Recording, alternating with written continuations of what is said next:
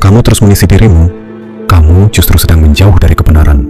Bukan mendekat, bukan berkembang, tapi perlahan tersesat. Karena ada satu rahasia yang jarang dibicarakan, sebuah prinsip kuno yang bertentangan dengan hampir semua yang diajarkan dunia modern. Semakin penuh dirimu, semakin sempit kesadaranmu. Dan hanya mereka yang berani menjadi sulung, yang mampu menampung sesuatu yang jauh lebih besar dari dirinya sendiri. Ini bukan tentang menjadi kosong karena kalah. Ini bukan tentang menyerah pada hidup. Ini tentang keputusan paling berbahaya yang bisa diambil manusia, melepaskan identitas yang selama ini ia anggap sebagai dirinya. Bayangkan ini, semua pikiran yang kamu banggakan, semua opini yang kamu pertahankan mati-matian, semua ambisi yang kamu kejar tanpa henti. Bagaimana jika itu semua justru adalah dinding yang menghalangi kamu melihat kenyataan yang sebenarnya? Di titik inilah konsep suwung mulai menunjukkan wajah aslinya. Bukan kehampaan, bukan kesepian, tapi sebuah kondisi sadar di mana tidak ada lagi yang menutupi kebenaran. Suwung adalah saat kamu berhenti memenuhi diri dan mulai tersedia untuk melihat tanpa bias, tersedia untuk menerima tanpa perlawanan, tersedia untuk memahami tanpa harus menguasai. Namun disinilah masalahnya, kebanyakan orang takut pada suwung, karena ketika semuanya dilepas, yang tersisa bukanlah kenyamanan, melainkan keheningan yang memaksa kamu berhadapan dengan dirimu sendiri, tanpa topeng, tanpa alasan. Dan tidak semua orang siap untuk itu. Dalam video ini, kita tidak hanya akan membahas makna suwung sebagai konsep, kita akan membongkar mengapa ia disembunyikan dalam kearifan lama, bagaimana ia disalahartikan oleh banyak orang, dan mengapa justru dalam mengosongkan diri, seseorang bisa menampung sesuatu yang tak terbatas. Tapi sebelum kita masuk lebih dalam, jawab ini dalam diam. Jika semua yang kamu sebut aku tiba-tiba hilang, apakah masih ada sesuatu yang tersisa di dalam dirimu? Sebelum kita melangkah lebih jauh, ada satu hal sederhana yang ingin aku tahu. Tulis di kolom komentar, kamu menonton video ini dari kota mana, dan sudah sampai di menit keberapa saat kamu mulai benar-benar merasakan sesuatu dari pembahasan ini. Karena menariknya, konsep seperti suwung tidak pernah benar-benar menyebar secara kebetulan. Ia selalu menemukan orang-orang tertentu di tempat tertentu pada waktu yang tepat. Dan mungkin kamu salah satunya. Jauh sebelum dunia modern mengenal istilah self-awareness, mindfulness, atau bahkan healing, para leluhur Nusantara sudah menyimpan sebuah pemahaman yang jauh lebih sunyi, namun lebih dalam. Di balik serat-serat kuno, laku tapa, dan ajaran yang tidak ditulis secara gamblang, tersimpan sebuah prinsip bahwa untuk memahami kehidupan, manusia harus berani mengosongkan dirinya terlebih dahulu. Dalam dunia Jawa, konsep ini tidak berdiri sendiri. Ia berjalan berdampingan dengan laku seperti eling lan waspada, nrimo ing pandum, hingga perjalanan batin yang sering disebut sebagai manunggaling rasa. Sebuah kondisi di mana batas antara diri dan semesta mulai memudar. Namun, ada alasan mengapa ajaran ini tidak pernah diajarkan secara terang-terangan.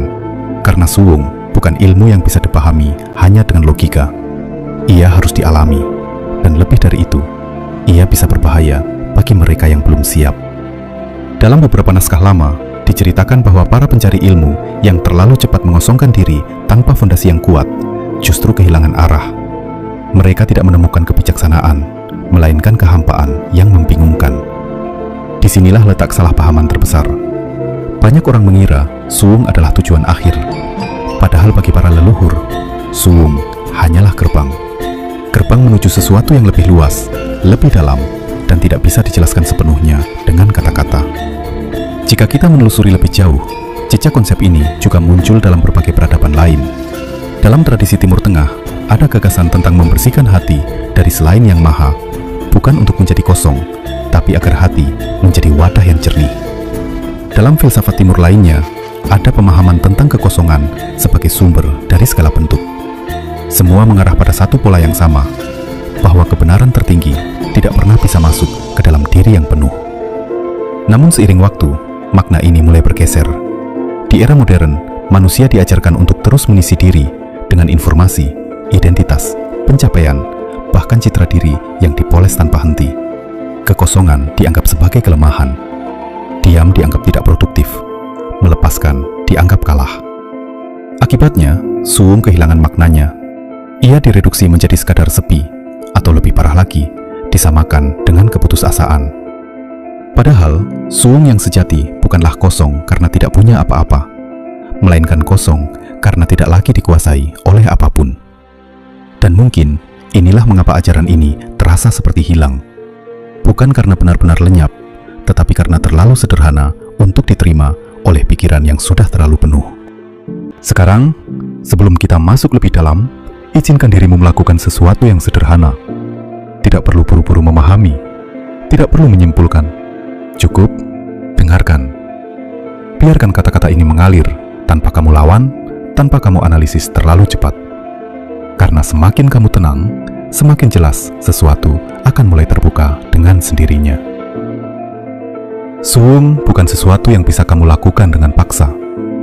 Ia bukan teknik, bukan metode instan, dan bukan pula kondisi yang bisa kamu capai hanya dengan menutup mata lalu diam.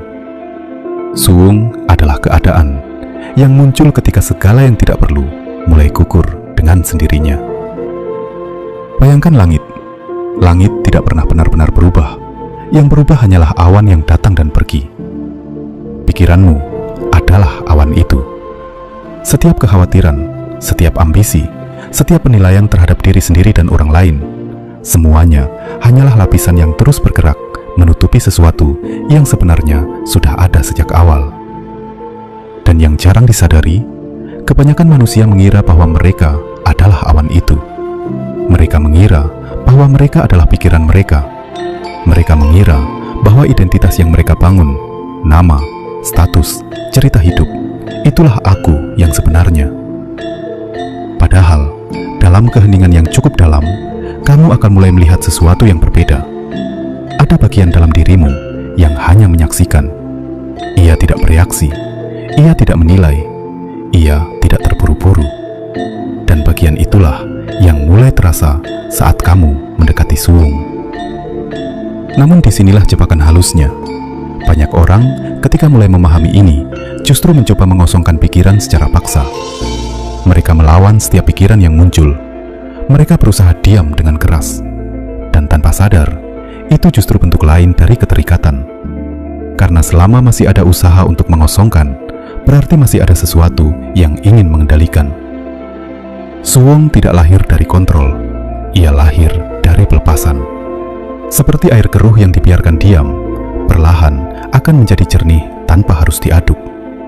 Begitu pula dengan dirimu. Saat kamu berhenti bereaksi pada setiap pikiran, berhenti memberi energi pada setiap kegelisahan, sesuatu mulai berubah. Tidak langsung, tidak dramatis, tapi perlahan ada ruang yang terbuka.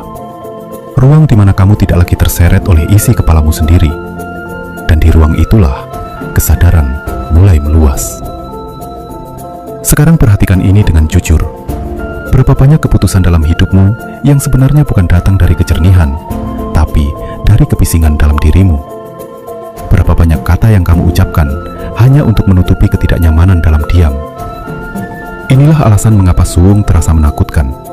Karena saat kebisingan itu berhenti, kamu tidak lagi punya tempat untuk bersembunyi.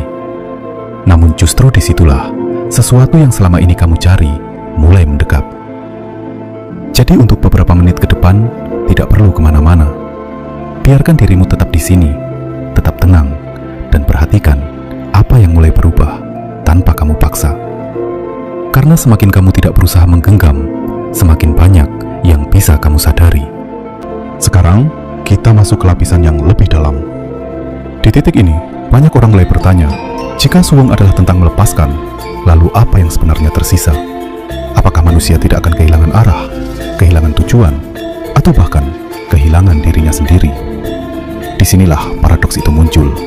Karena dalam pemahaman biasa, kehilangan berarti kehampaan. Namun dalam laku suwung, kehilangan justru membuka sesuatu yang tidak pernah bisa dimiliki sebelumnya. Sebuah kejernihan yang tidak bergantung pada kondisi, sebuah ketenangan yang tidak tergantung pada hasil. Ada satu kesalahpahaman yang sangat umum. Banyak yang mengira bahwa orang yang suwung akan menjadi pasif, tidak punya ambisi, tidak bergerak, seolah hidupnya kosong tanpa arah. Padahal justru sebaliknya, orang yang benar-benar menyentuh suwung tetap bertindak, tetap hidup, tetap mengambil keputusan, namun tanpa beban berlebih dari ego. Ia bekerja, tapi tidak terikat pada hasil. Ia berbicara, tapi tapi tidak untuk membuktikan diri. Ia berjalan, tapi tidak dikejar oleh kegelisahan. Seperti air yang mengalir, air tidak pernah memaksa jalannya, tapi selalu sampai ke tujuan. Inilah bentuk tindakan yang lahir dari kekosongan yang sadar, bukan dari dorongan yang gelisah. Namun ada lapisan lain yang lebih halus. Suung bukan hanya tentang pikiran.